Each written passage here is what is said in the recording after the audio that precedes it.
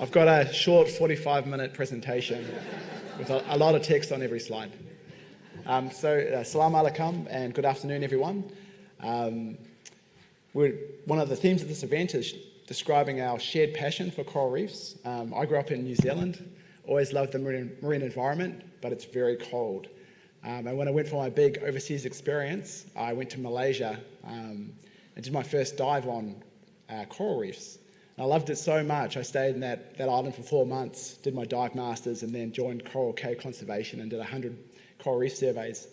They really fueled my passion. I then came to James Cook University to do a PhD, stayed for 13 years, working also with the Australian Institute of Marine Science, and recently I've moved to Saudi Arabia to help set up a new government organisation, a little bit like Gurumpa, or the Reef Authority, with a little sprinkling of aims on the side.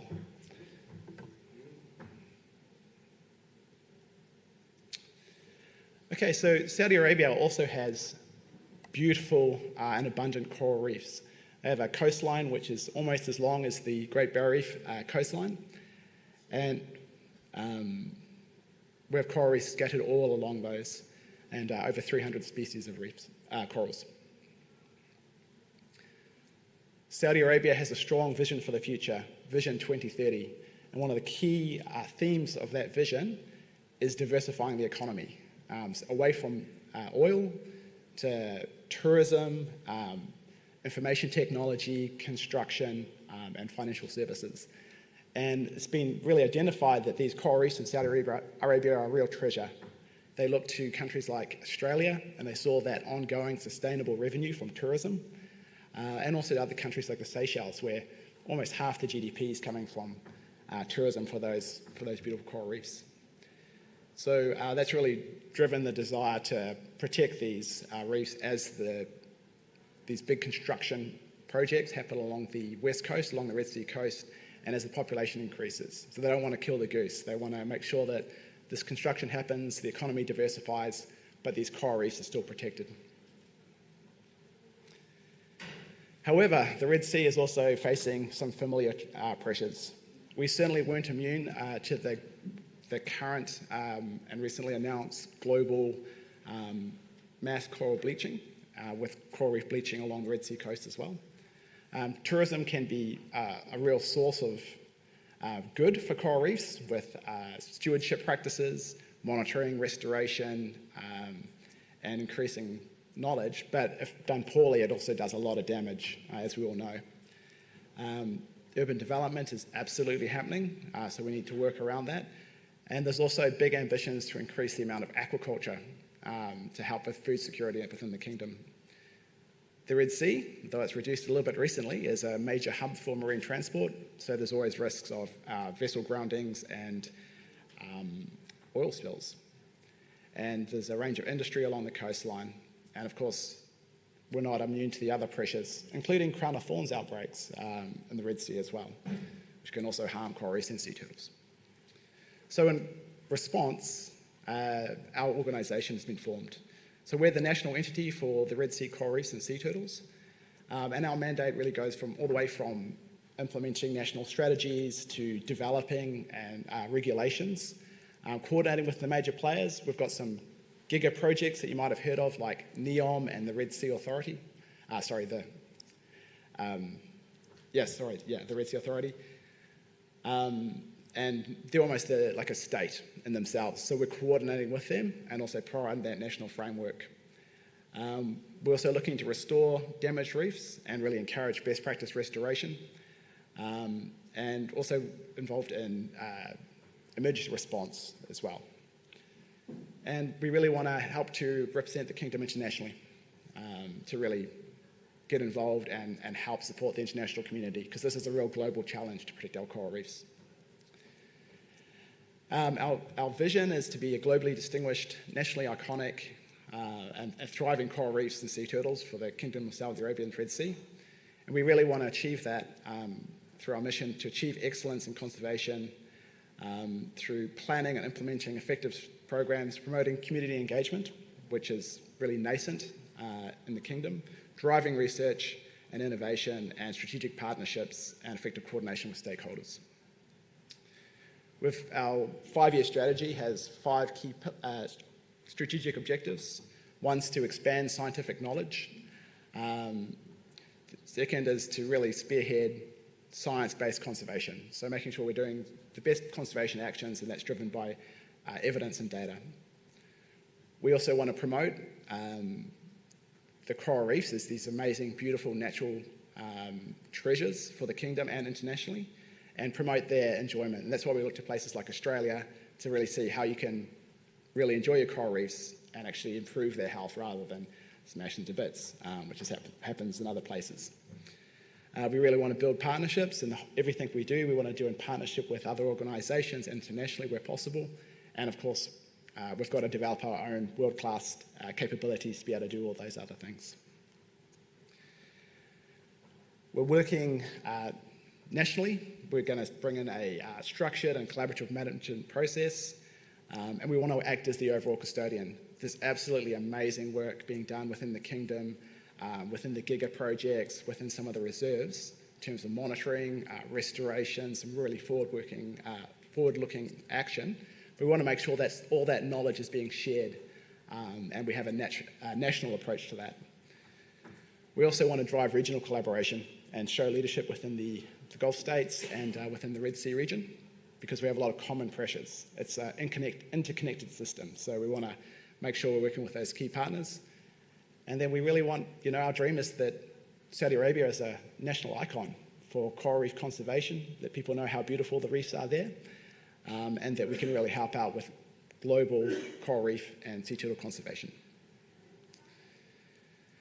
So our 3 guiding principles to do this work, one is to align with the big national strategies. So we're aligning with Vision 2030, the Red Sea Sustainability Strategy, and other key environmental commitments, looking also to our international commitments from the Kingdom. We really want to make sure that this approach is looking at the entire reef system along the Saudi Arabian Red Sea coast, and that we've got this no reef left behind approach. So there'll be spatial management, there'll be MPAs, but we want to make sure that all the reefs are managed well. And we're really adopting this collaborative model within the Kingdom, with all the key stakeholders, but also we really want to take this to the next level, and that's why I'm here now to talk about international collaborative opportunities. We are just getting started. I was the first expat to join the team in November. We've now got 25 people in our conservation team and about 70 people in total in the organisation. We'll be looking to double that, and maybe in the future even double that again. Some of our early projects to kick things off, we're looking at building a research centre at one of the major turtle nesting locations in Ras Baradi, and also looking into ways to restore or help some of the nesting there and make it more successful. We really need to understand and get a good baseline for sea turtles, including their threats and future outlook, and the same for coral reefs. We've got a really urgent job to produce high-resolution habitat maps for coral reefs and for sea turtle habitats up and down the coast, and also to undertake an economic assessment of those Red Sea coral reefs. The narrative about the value of the Great Barrier Reef produced by Deloitte has been so powerful, especially outside of our team, where we all know how important and beautiful coral reefs are, but a lot of decision makers, they think in economic terms. So being able to actually have those dollar or real values are going to be really important. We've got an ongoing study into the major anthropogenic impacts and how to manage those, and we're also looking at doing some local scale restorative activities to really look at what is best practice coral restoration, what are the stewardship and opportunities to link in with, for example, the tourism sector in Saudi Arabia. Okay, so some of the opportunities I think out there to work together. Well, we're still actively recruiting, so if you've got someone in your teams or students coming through that are looking for new opportunities, check out our website and get in touch. We're really keen to support existing international and regional initiatives. Rather than coming up with something new, we want to double down on what's out there already. So thinking about ECRI, GCRMN, Persiga, some of these other platforms, let's double down on those. Very keen to facilitate knowledge exchange through workshops, symposia, conferences. We're really interested as well. We've got these amazing, we call them our Saudi superstars, our conservation team, these amazing graduates that have come through universities like KAUST, who are just worldly, extremely knowledgeable and coming along strong. It'd be fantastic to develop an exchange so they could also come to somewhere like Australia and learn about best practice resilience management here. We're also very excited to put out the offer to host experts to come over and enjoy the hospitality of the kingdom, maybe get involved in an expedition, share some of your knowledge, and maybe develop some collaborations in the future. We're also interested in co-investing in research and development. And we're really looking to Australia as the world-leading country for research, management, and resilience-based management. So that's why we're here today. So check out the website and get in touch through that, or I'm very, very happy to talk to any of you on this conference, symposium, or later. Talking about partnerships, I did want to give a plug for a couple other initiatives from the Kingdom. So quite a few people at this symposium are involved in the G20 CORDAP, Coral Innovation Platform. So that's a major international platform to support R&D into coral restoration, adaptation, and resilience management. So they have a call for funding each year. So you're welcome to talk to myself. Actually, David Mead is the chair of that, so he's around. Rachel Pears and Mark Gibbs are also involved. So have a chat to them if you want to know more about that funding opportunity. And I'd also wanted to note that we also have this amazing and ambitious coral restoration initiative at Shusha Island, which is led through KAUST and NEOM. And if you'd like to know a little bit more about that, we've got Dr. Liz Gorgon here, who's one of the leads for that. And they've got a lot of great ideas, and I want to see that sharing of ideas between some of the great stuff coming from Saudi Arabia and some of the amazing ideas in Australia. So thank you very much. I think it's lunchtime, so I'll be surprised to... I'll be surprised if anyone's brave enough to ask a question. I'll get snake eyes from everyone. Oh, look at this.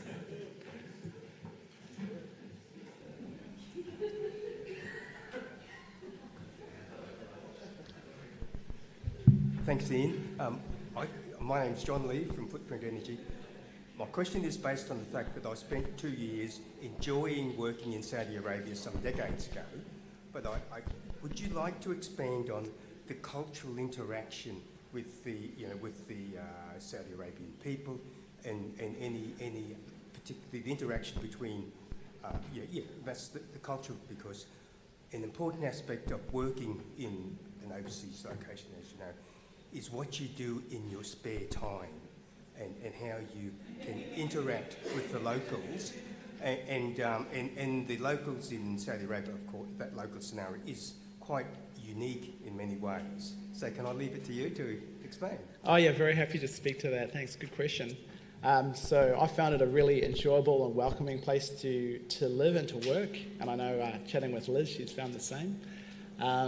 It's a Saudi-led organisation. We're there to help, we're there to provide advice and options, and it's their country and their decisions, but they're very, very open and very keen to get that expertise and best practices from all around the world. So yeah, it's a wonderful opportunity to be over there and serve. Thank you. Great, thanks everybody.